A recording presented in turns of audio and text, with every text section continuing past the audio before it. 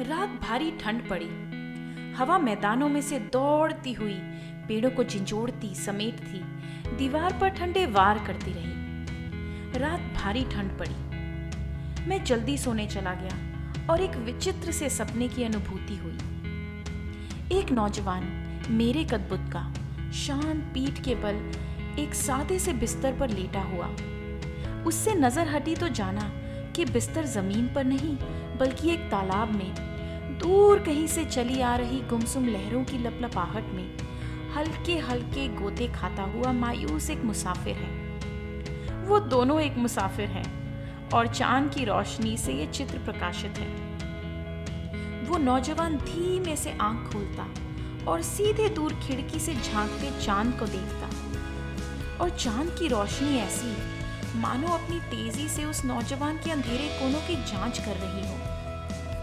वो उठ बैठा, उसने आंखें मसली और चांद को देखते हुए बिना लफ्जों के शायद कोई गुफ्तगू की। चांद की रोशनी थोड़ी और बढ़ी। चांदनी खिड़की के इस पार उतर आई, पास झुकी जैसे माँ ने एक थपकी लगाई और पूछा, तू ठीक है ना?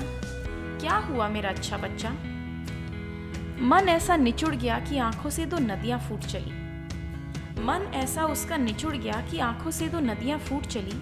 कुछ देर सिसकियां लेके रोता रहा, फिर दहाड़ से रोया।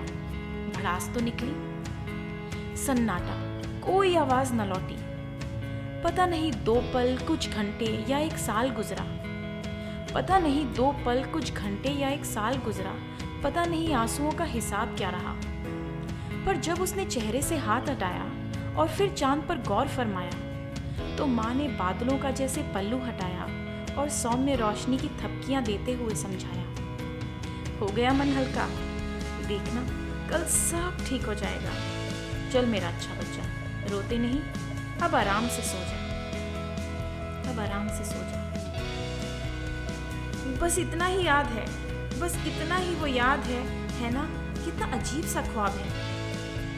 उससे भी अजीब ये बात है कि सुबह जब आंख खुली तो सूरज महाराज को घर कमरे में बेबाक टहलते हुए पाया।